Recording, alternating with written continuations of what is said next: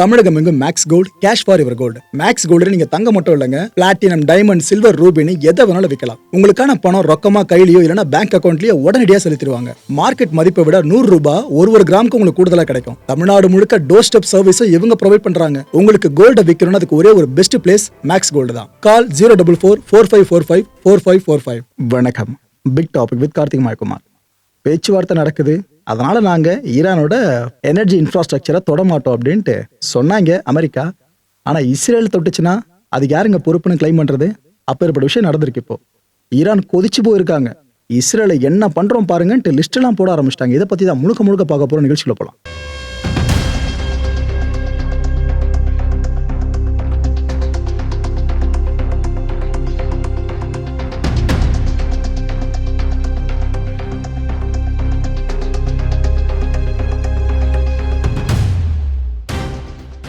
Israel ஒரு attack இல்லைங்க, series of attack பண்ணியிருக்காங்க. தொடர்ந்து ஈரான்ல எங்கெங்க அடிக்க முடியுமோ அடிச்சிருக்காங்க. அங்கெல்லாம் அடிச்சா ஈரான் இந்த வார பெருசா மாத்தோன்னு தெரிஞ்சுக்கிட்டே அடிச்சிருக்காங்க. அமெரிக்கா சொல்லி பண்ணிச்சா இல்ல அதுவா பண்ணிச்சான்னு தெரியல, வேலையை பண்ணி முடிச்சிட்டாங்க. இப்போ முதல்ல அட்டாக்கை பத்தி சொல்லணும்னா, இந்த ஈரானோட யஸித்ல அமைஞ்சிருக்க இந்த யுரேனியம் பிளான்ட் ஒன்று இருக்குல்ல, எல்லோ கேக், கேள்விப்பட்டிருப்பேன். இப்படி சொன்னது பல பேருக்கும் புரியும்.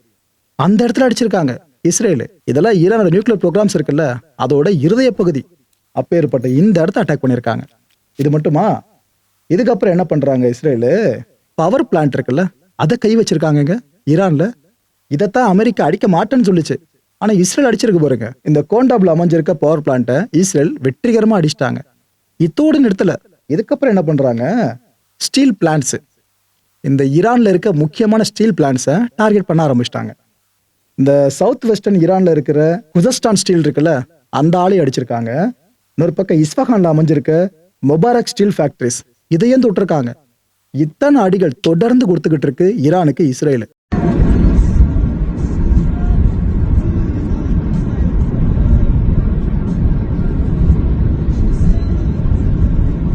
இப்போ இந்த அட்டாக் எல்லாம் அமெரிக்கா சொல்லி இஸ்ரேல் பண்ணலன்னு வைங்க, அமெரிக்காவோட மைண்ட் வாஷ் இப்போ என்னவா இருக்கும்? ஆஹா, நம்மளே கஷ்டப்பட்டு பேச்சுவார்த்தைக்காக ஈரான் அழைச்சிட்டு வந்தா இஸ்ரேல் பேச்சுவார்த்தை சுமூகமா நடக்க விடாது போல இருக்குன்னா அவங்க புலம்புவாங்க. லிட்டரலா இஸ்ரேலுக்காக நடக்கிற போறதா லிட்டரலா அமெரிக்காவுக்கு ஒரு பிரயோஜனமும் கிடையாது. இது உலக மக்களுக்கும் நல்லா தெரியும். ஆனாலும் இஸ்ரேல் பண்ணிட்டு இருக்க வேலையில அமெரிக்காவை யோசிக்க ஆரம்பிச்சிடும் போல இருக்கு. என்ன இருக்கு, அமெரிக்காவோட துணை அதிபர் வான்ஸ் இருக்கார்ல, இவரு இஸ்ரேல் பிரைம் மினிஸ்டர் பெஞ்சமின் நெத்தன்யாகுவுக்கு போன் பண்ணி பேசியிருக்காப்ல. இதுல என்ன தெரியுமா சந்தேகிக்கப்படுது சர்வதேச ஊடகங்களால, 2 பேரும் கண்டிப்பா ஆர்கியூ பண்ணிருக்கணும். அதாவது அமெரிக்காவுக்கு தெரியாம இஸ்ரேல் இந்த ஒரு அட்டாக்கை பண்ணிருந்தா கண்டிப்பா ஆர்கியூ பண்ணிருக்கணும். அப்படி இல்லையா, அமெரிக்கா சொல்லிதான் இந்த அட்டாக்கை இஸ்ரேல் பண்ணி அதை ஈரானுக்கு ப்ரெஷர் கிரியேட் பண்றதுக்காக நெகோசியேஷன் டேபிள்ல. ஸோ இஸ்ரேல் இந்த அட்டாக்கை பண்ணிருக்கு அப்படின்னா அடுத்த கட்ட அட்டாக் என்னதை பத்தி அவங்க பேசியிருக்கலாம். இப்படி சஸ்பெக்ட் பண்ண ஆரம்பிச்சிருக்காங்க. நீங்க என்ன நினைக்கிறீங்க? அமெரிக்கா சொல்லி இஸ்ரேல் இந்த அளவுக்கு அட்டாக் பண்ணிருக்குமா? Okay, right. ஈரான் ஏற்கனவே கொதிச்செழுந்து போயிருந்தாங்க. இப்ப இஸ்ரேலோட இந்த தொடர் தாக்குதல்கள் இருக்குல்ல, செம்ம அப்செட் ஆயிருக்காங்க. பேச்சுவார்த்தை நடக்கும்போது இது போல அடிக்கிறதே உங்களுக்கு வேலையா போயிடுச்சுன்னு அமெரிக்க இஸ்ரேலை சேர்த்து வச்சு ஈரான் கண்டனங்களை பதிவு பண்ண ஆரம்பிச்சிருச்சு. இது வெறும் கண்டனமா மட்டும் இல்லைங்க, டார்கெட்டை வெளியிட்டாங்க ஈரான். நாங்க இதெல்லாம் அடுத்து ஆட்சி காலி பண்ண போறோம் அப்படின்ட்டு. என்னன்னா, கிட்டத்தட்ட 6 இஸ்ரேல் ஸ்டீல் பிளான்ஸ், இன்னொரு பக்கம் கல்ஃப்ல இருக்கிற 5 பிளான்ஸ். நீ ஈரானுக்குள்ள மட்டும் தான் அடிச்ச, நான் உன் நாட்டுக்குள்ளே அடிக்கிறேன். மிடில் ஈஸ்ட்ல அமெரிக்கா லிங்க்ல பல பேர் செயல்பட்டு இருக்காங்க. இந்த பிளான்ஸ்லாம் இருக்குல்ல, அதுல ஸ்டீல் பிளான்ஸா தேடி தேடி அடிக்கிறோம் பாரு அப்படின்ட்டு. இங்க இஸ்ரேல் 6, கல்ஃப்ல 5, ஒட்டு மொத்தமா எவ்வளவு 11 ஸ்டீல் பிளான்ஸ் நாங்க டார்கெட் பண்ண போறோம்னு சொல்லியிருக்காங்க. எவ்வளவு பெரிய விஷயமா பாரு இருக்கு பாருங்க மக்களே. இஸ்ரேல் பண்ண வேலை ஆரம்பிச்சு விட்டது எங்க வந்து நின்று இருக்கு பாருங்க. இது தெரியுதா உங்களுக்கு லிஸ்ட்? இது ஈரானே வெளியிட்டு இருக்கு.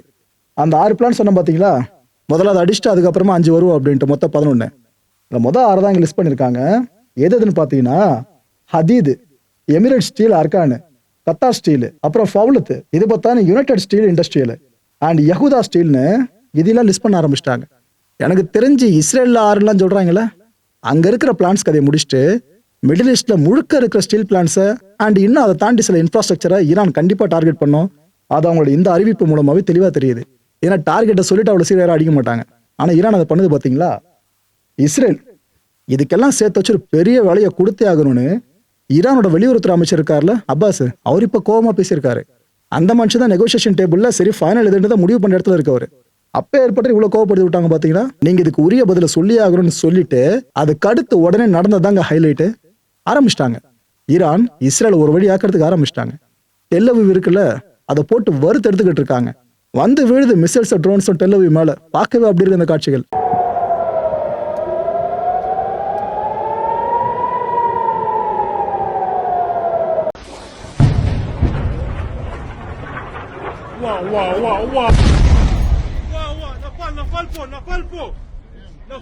No falpo!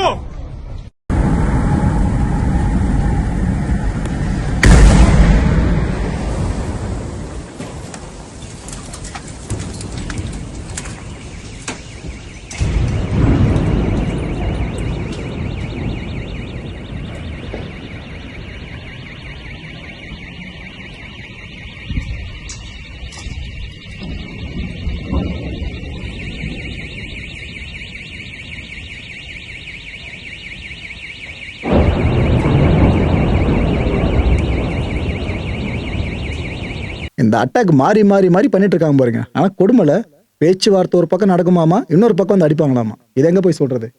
ஆனா இதுல பாதிக்கப்பட்டு கொல்லப்பட்டு இருக்கலாம் அப்பாவி பொதுமக்கள் தான் பல பேர் இருக்காங்க.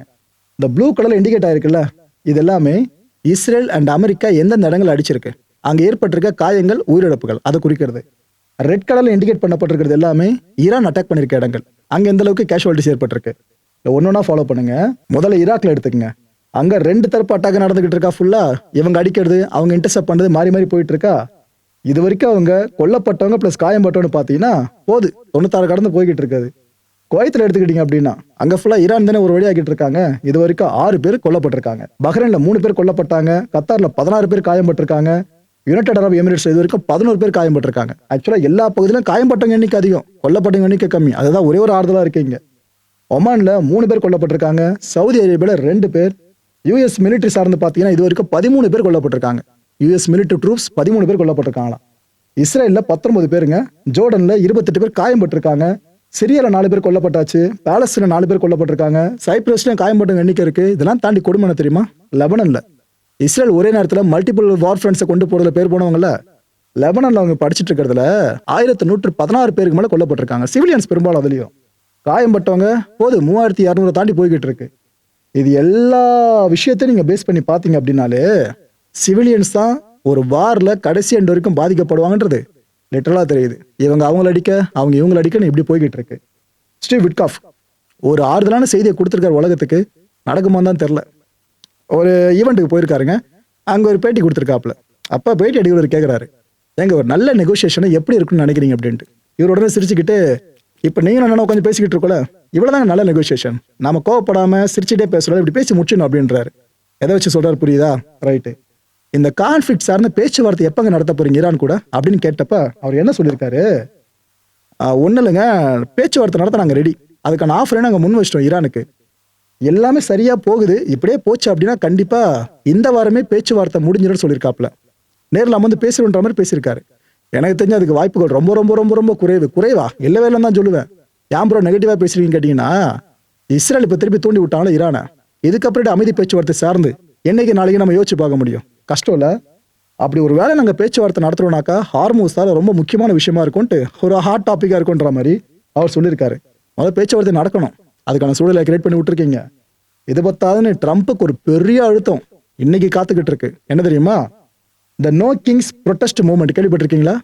இவங்க ஒரு இடத்துல ப்ரொட்டஸ்ட் பண்றாங்க அப்படின்னாலே லட்சக்கணக்கில் மக்கள் தரல ஆரம்பிச்சிருவாங்க. அப்பேற்பட்ட இந்த இயக்கம் அமெரிக்கால இன்னைக்கு ஃபுல்லா ப்ரொட்டஸ்ட்ல ஈடுபட போறாங்களாம். கிட்டத்தட்ட 3000க்கும் மேற்பட்ட அமெரிக்கால இருக்க இடங்கள்ல அவங்க ப்ரொட்டஸ்ட் பண்ண போறாங்க.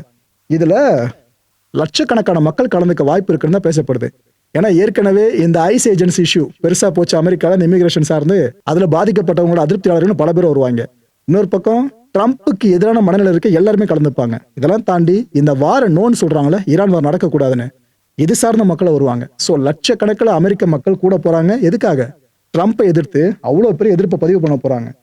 இது வரைக்கும் அமெரிக்க போராட்ட வரலாற்றிலேயே அதிகமான மக்கள் திரளக்கூடிய ஒரு போராட்டமா இந்த போராட்டம் அமைய போகுது. உள்நாட்டுக்குள்ளே ட்ரம்ப் எவ்வளவு பிரஷர் பாத்தீங்களா? இதுல மக்கள் அதிகமா கூடக்கூடிய பகுதியில் இப்போதைக்கு எதிர்பார்க்கப்பட்டு இருக்கிறது Washington DC, Minneapolis, Chicago and San Francisco. ஒரு பக்கம் என்னதான் போராட்டங்கிறத நீங்க ஆரம்பிங்க, நாங்க எங்க அடியை நிறுத்த மாட்டோன்ற மாதிரி தான் அமெரிக்க பட இறங்கி விளையாடிக்கிட்டு இருக்காங்க. இந்த ஈரானோட மிக முக்கியமான மிலிட்டரி இன்ஃப்ராஸ்ட்ரக்சர்ஸ் இதெல்லாம் நாங்க அடிச்சு காலி பண்ணிட்டு இருக்கோம் பாருங்க அப்படின்ட்டு யூஎஸ் சென்ட்ரல் கமாண்ட் இப்ப அடுத்த வீடியோ வெளியிட்டு இருக்காங்க. இந்த வீடியோ வெளியே வந்த தைரியமா என்னவோ தெரியல, ட்ரம்ப் இப்ப என்ன தெரியுமா சொல்லியிருக்காரு, நாங்க க்ரஷ் பண்ணிட்டு இருக்கோம் ஈரானை, எழுந்துக்க முடியாத அளவுக்கு அடிச்சுக்கிட்டு இருக்கோம்னு சொல்லியிருக்காப்ல. அதாவது எனர்ஜி இன்ஃப்ராஸ்ட்ரக்சர் சார்ந்த மட்டும் தான் கை வைக்க மாட்டேன்னு சொன்னா, மற்றபடி அடிக்கலான்ற மாதிரி தான் அவரோட பேச்சு அமைஞ்சிருக்கு.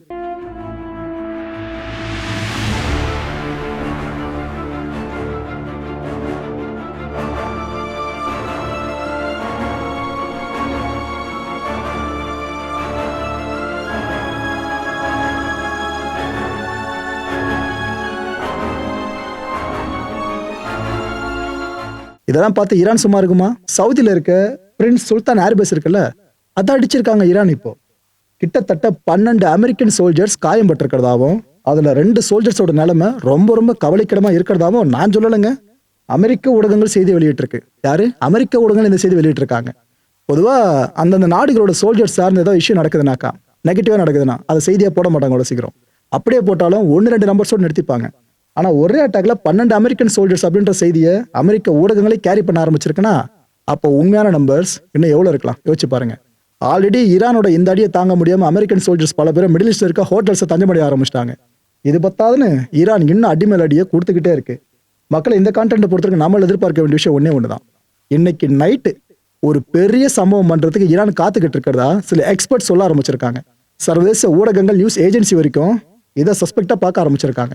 ஏன்னா இந்த அளவுக்கு இஸ்ரேல் தொடர்ந்து ஈரானை ஒரு வழியாக்கிருக்காங்களே, ஈரானுக்கு ட்ரிகர் இன்னும் கொஞ்சம் பெருசாகி விட்டுற மாதிரி ஆயிடுச்சா. ஸோ நைட்டு பெரிய தாக்குதல் நடத்த வாய்ப்பு இருக்கிறதா சொல்றாங்க. பார்ப்போம் இன்னைக்கு நைட் எந்த பகுதி நரகமா மாற போதும். அடுத்த நிகழ்ச்சி சந்திக்கலாம். நன்றி, வணக்கம். தமிழகம் எங்கும் Max Gold, cash for your gold. Max Gold நீங்க தங்க மட்டும் இல்லைங்க, பிளாட்டினம், டைமண்ட், சில்வர், ரூபினி எதை வேணாலும் விற்கலாம். உங்களுக்கான பணம் ரொக்கமா கையிலயோ இல்லைன்னா பேங்க் அக்கௌண்ட்லயோ உடனடியாக செலுத்திடுவாங்க. மார்க்கெட் மதிப்பை விட 100 ரூபாய் ஒரு கிராமுக்கு உங்களுக்கு கூடுதலா கிடைக்கும். தமிழ்நாடு முழுக்க டோர் ஸ்டெப் சர்வீஸை இவங்க ப்ரொவைட் பண்றாங்க. உங்களுக்கு கோல்ட விற்கணும்னு அதுக்கு ஒரே ஒரு பெஸ்ட் பிளேஸ் மேக்ஸ் கோல்டு தான். கால் 04445454545. என் அன்பார்ந்த மாயம் ஸ்டுடியோஸ் நேயர்களே, மாயம் பக்தின்னு ஆன்மீகத்துக்காக பிரத்யேகமா ஒரு சேனலை கொண்டு வந்திருக்கோம். மறக்காம சப்ஸ்கிரைப் பண்ணி அந்த சேனலுக்கு உங்களோட ஆதரவை மனப்பூர்வமா தெரிவிங்க. வணக்கம் மாயம் ஸ்டுடியோஸ் நண்பர்களே. மாயம் ட்ரெண்ட்ஸ் அப்படின்ற ஒரு புதிய ஃபேஸ்புக் பேஜை ஓப்பன் பண்ணியிருக்கோம். நீங்கள் யூடியூப்பில் பார்த்துட்டு இருக்கீங்களா நம்மளோட கான்டென்ட்ஸ்லாம், இதெல்லாம் விட ஒரு படி மேலே ரொம்ப கிறிஸ்பாகவும் ரொம்ப சூப்பராகவும் நிறைய கான்டென்ட்ஸ் உங்களுக்கு இந்த பேஜில் காத்துட்ருக்குங்க. ஸோ உடனடியாக ஃபேஸ்புக் பிளாட்ஃபார்ம் போங்க, மாயம் ட்ரெண்ட்ஸ்னு டைப் பண்ணி சர்ச் பண்ணி நம்ம பேஜை ஃபாலோ பண்ணுங்கள். அப்படியே நம்ம சேனலையும் நீங்கள் சப்ஸ்கிரைப் பண்ணிட்டீங்க அப்படின்னா இன்னும் நிறைய புது புது கான்டென்ட்ஸை உங்களுக்காக ப்ரொடியூஸ் பண்ணி கொடுத்துக்கிட்டே இருப்பாங்க. நீங்கள் பண்ணுற ஒவ்வொரு சப்ஸ்கிரிப்ஷனும் எங்களுக்கு பெரிய மோட்டிவேஷனாக அமையும்.